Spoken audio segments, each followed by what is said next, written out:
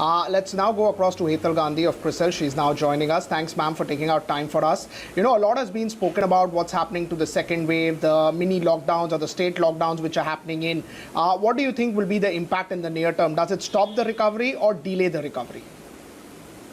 Yeah, so we have looked at a number of high-frequency data points, which clearly indicates a very positive trend. First, in terms of that, the current lockdowns clearly are talking about lower stringency, and therefore across most parameters, whether we are looking at power consumption or even mobility levels, or even volume sales of commodity products like tractors, two-wheelers. While there is a dip in the momentum in terms of the sales that we are seeing, both at wholesale as well as retail level, but they are significantly above the pre-COVID levels or during the first wave. And that itself shows the resilience that most of these sectors have built in.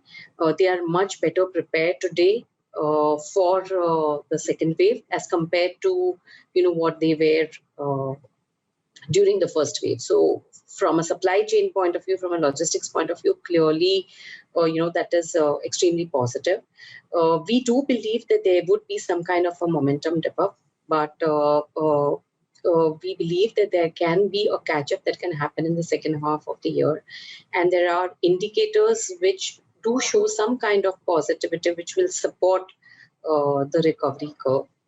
We are therefore maintaining that if most of the lockdowns in the larger cities get over by May end, revenue growth could be close to 13 to 15% for India.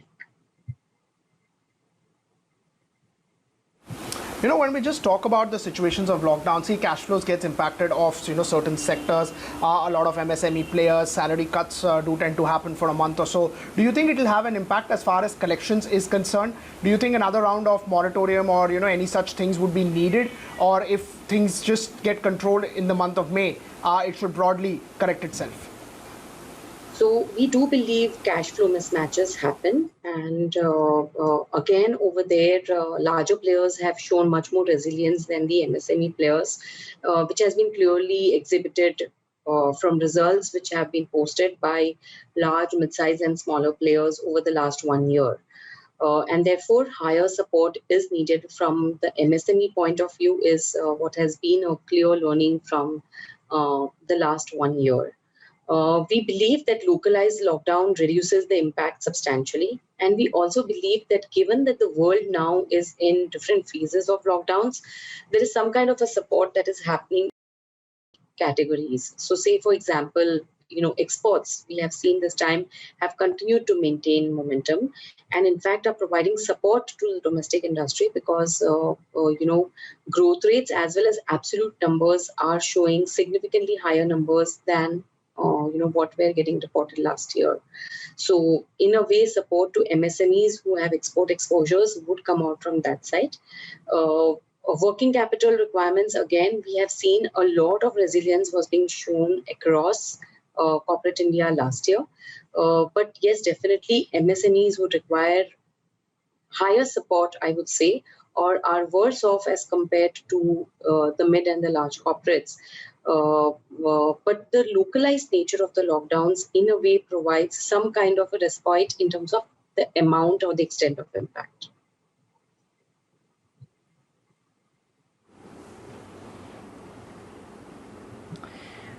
Sure. Now, on the rural front as well, you've now seen caseloads of numbers and the virus spreading now to rural areas, putting pressure on healthcare infra as well. What's the kind of impact you see on agri GDP, Hetal?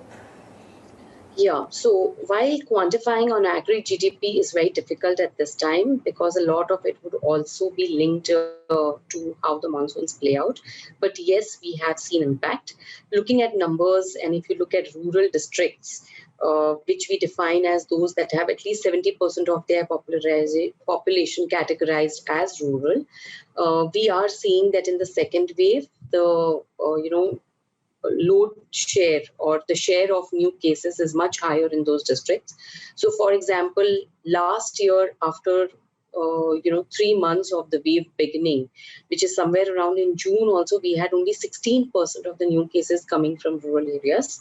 Today, at the end of April itself, almost 30% were coming, and as we speak, that percentage keeps climbing up. So clearly, there is a difference, and the spread in the rural areas is much higher. We believe that some of the indicators are showing an impact of that also. So, for example, if you look at mandi arrivals of Rabi crops, and specifically that in the perishable category, we have seen prices climb up, and we have also seen arrivals getting impacted in terms of reported data of mandi arrivals. So April also saw that impact, and we therefore believe that impact on the rural side can be much higher than what we saw in the first wave. In turn, to a certain extent, impacting consumption of categories where there was support provided during the first wave.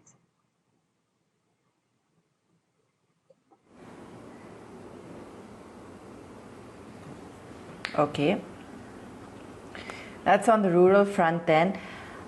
We've also seen that a global wave has potential impact on manufacturing, which could be less devastating now as the vaccine starts to pick up pace as well, or vaccination drive, which is still a little slower in India. What's your view in terms of the impact on manufacturing activity? Yeah, so we have looked at announced capacities of manufacturers across players.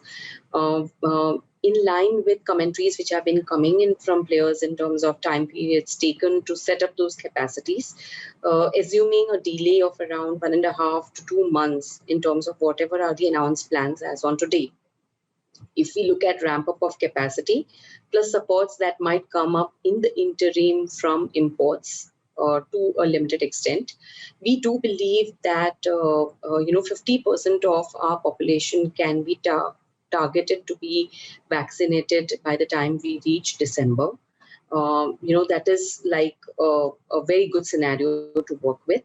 We also believe that, if the ramp up can be faster than what we are expecting right now, and if this percentage of 50% of the population happens more towards or just before the festive period, that can have a huge impact in terms of the sentiment in the market just before the festive season sets in.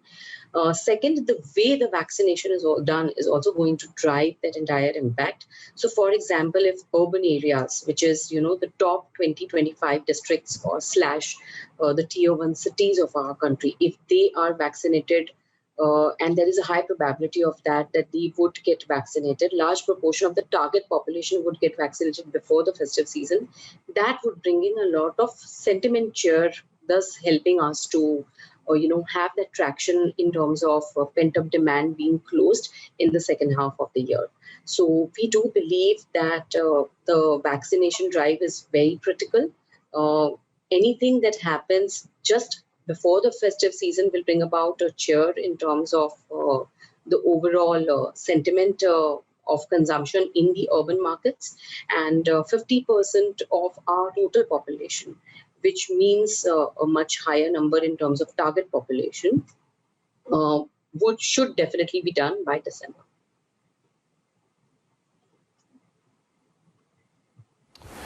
I'm sure you would have heard a lot of commentary coming in from top banking names, top NBFC names. Do you think they are well prepared in terms of provisioning that they had done earlier? I mean, some of the large ones have 0.4, 0.5% of their books already provided for in terms of COVID provisioning. So you think that side is taken care of at least for 1 or 2 quarters? We do believe that there has been enough amount of caution, especially on the banking side of it. NBFCs, we believe it is different depending upon the kind of entity. Again, listed entities versus unlisted entities also, there would be a difference in terms of, the way or the amount of caution they would have factored into their books. But from the banking side of it, clearly provisioning was being done, and we believe that the preparedness level was there. However, again, I would like to mention over here that the nature of the impact is going to be very different. And when I'm saying nature of the impact, during the first wave, there was a genuine issue in terms of chaos, non-preparedness, and therefore uncertainty being extremely high, both in the minds of the consumer as well as on the minds of the bankers. Therefore, the levels of caution was much or multifold higher, and whatever impact we saw on collection efficiency was more driven by the consumer than any issues on the banker side of it. This time around, what we are seeing is the number of people who have been impacted has also resulted into, in a way, a supply side issue, which means today the consumer is much more certain of what he wants to do, but the uncertainty is coming because number of people who are on the ground to ensure better collection efficiency are not there because of the kind of spread that we have seen of the virus. And therefore, we believe, again, resilience should flow in as we move into the next quarter in terms of collection efficiencies. So you should ideally see a much faster recovery in terms of collection efficiencies.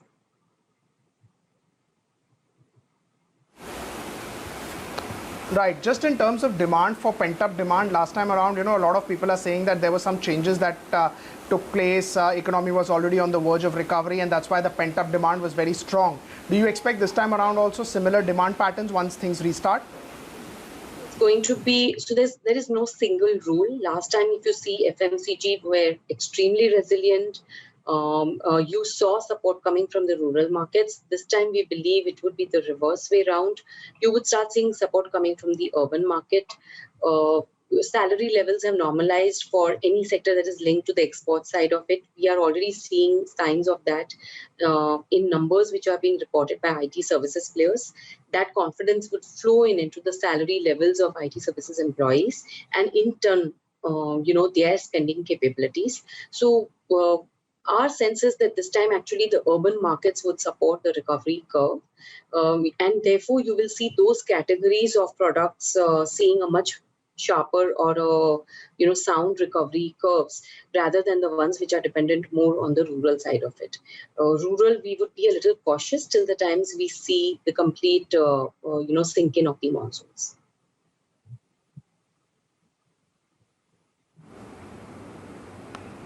All right, Hetal, we'll leave it there. Thanks so much for joining us today.